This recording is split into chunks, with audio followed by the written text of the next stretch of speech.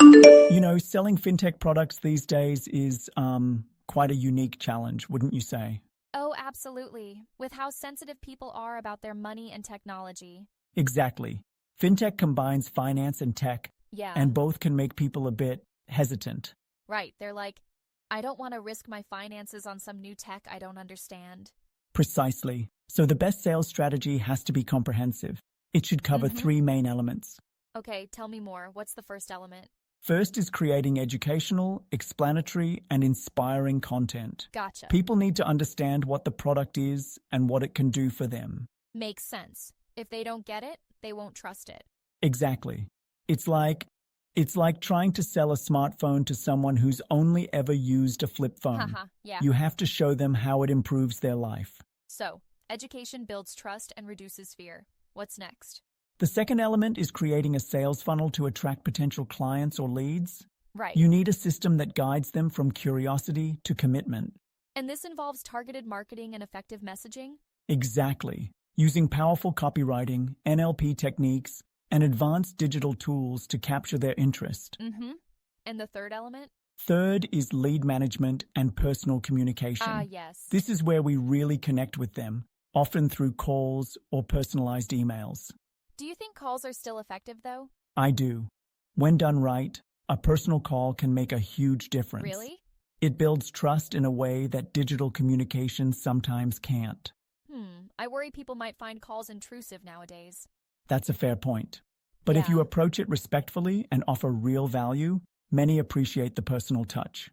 I suppose it depends on how it's handled. Exactly. It's all about understanding their needs and timing. Right.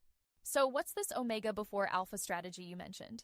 Yeah, so usually we think alpha comes first, but here omega is the starting point. Interesting. It means we first anticipate and reduce potential resistance before pushing the sale. So we're addressing their fears up front? Exactly.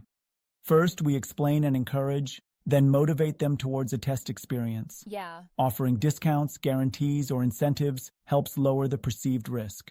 That way they feel more comfortable trying something new.